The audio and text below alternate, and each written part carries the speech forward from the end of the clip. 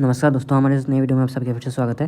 दोस्तों, इस वीडियो में आज हम बात करेंगे कि कैसे आप फिजिक्स में 160 प्लस स्कोर कर सकते हो। ठीक है, मतलब कौन कौन से सबसे ज़्यादा इंपॉर्टेंट चैप्टर्स है, कौन कौन से किस किस चैप्टर से कितने क्वेश्चन आने का चांस है। ठीक है, आपको कैसे करना है ये सब बताऊँगा। इसे आप पूरा वीडियो के अंत तक देखिए, फिर उसे फॉलो करने से आप आसानी से 160 170 तक आप फिजिक्स में स्कोर कर सकते हैं। ठीक है, तो चलिए स्टार्ट करते हैं। पहले हम देखते हैं 11 का चैप्टर वाइज वेटेज कितना है। ठीक है, तो उसके लिए आपका पहला आता है फिजिकल वर्ल्ड एंड मेजरमेंट, उस पर आपका 20% रहता है।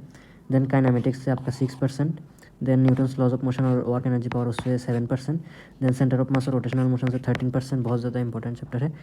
ग्रेविटेशन से 7%, mechanical properties solid and fluid से आपका 20%, और काइनेटिक थ्योरी ऑफ गैस और थर्मोडायनामिक्स से आपका 20%, और ऑसिलेशन ऑफ से आपका 7%। ये है आपका 11 का वेटेज। ठीक है, सारे बताऊंगा, वीडियो को एंड तक देखना।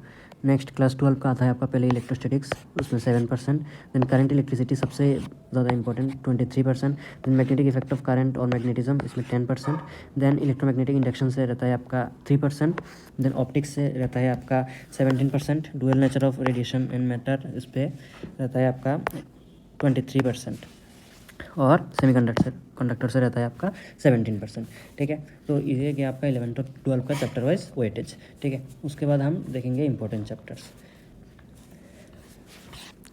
देखिए, आप मतलब इन मैंने जो यहाँ पे जो चैप्टर बताया है उनको आप सही से करके जाओ। मतलब सारे चैप्टर्स करने की आपकी ज़रूरत नहीं है। ठीक है, मैंने ऐसे चैप्टर चूज़ किए हैं जो बहुत आपका इजी भी है और उनसे आपका बहुत ज़्यादा क्वेश्चन भी रहता है, आप आसानी से उन्हें अटेम्प्ट कर सकते हो। ठीक है, तो पहले मॉडर्न फिजिक्स के पार्ट में आता है आपका डुअल नेचर, एटम्स, न्यूक्लियर और सेमीकंडक्टर। ठीक है, इस पर आपको मैक्सिमम 7 to 10 डेज लगेंगे ख़त्म करने में। ठीक है, और इससे 5 क्वेश्चन एवरेज बनता है। ठीक है, तो यह गया आपका मॉडर्न फिजिक्स। नेक्स्ट हीट से मतलब thermal properties of matter, kinetic theory of gas और थर्मोडायनामिक्स, इससे करने में आपको 5-6 दिन लगेंगे, और इससे क्वेश्चन आता है 4 क्वेश्चन। ठीक है, नेक्स्ट यूनिट एंड डायमेंशन बहुत ज़्यादा इंपॉर्टेंट है अभी के ट्रेंड में।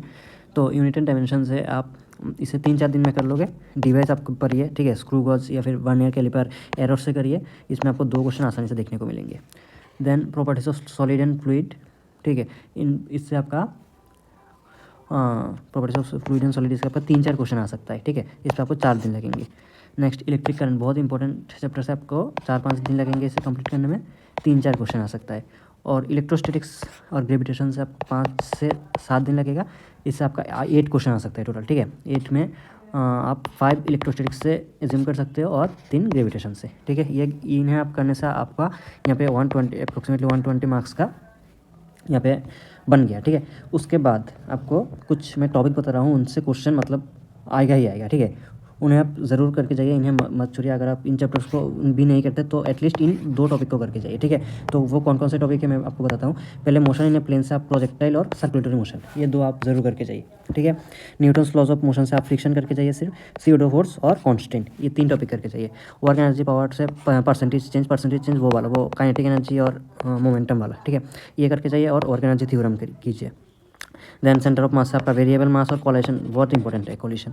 देन और रोटेशनल मोशन से आपका parallel axis theorem, perpendicular axis theorem और एंगुलर मोमेंटम, ये आपके मोस्ट इंपॉर्टेंट टॉपिक्स हैं इन चैप्टर्स पे। ठीक है, इन्हें आप करके जाइए। और उसके बाद मैं आपको एक ऑप्शन देता हूँ, या तो आप ऑप्टिक्स कीजिए या फिर इन सारे चैप्टर्स को कीजिए। ठीक है, मतलब magnetic effect of current, magnetism, electromagnetic induction और अल्टरनेटिंग करंट। ठीक है, मैं आपको क्यों बता रहा हूँ, क्योंकि दोनों के क्वेश्चन अप्रोक्सीमेटली सेम रहते हैं, 4 से 5 क्वेश्चन रहेंगे।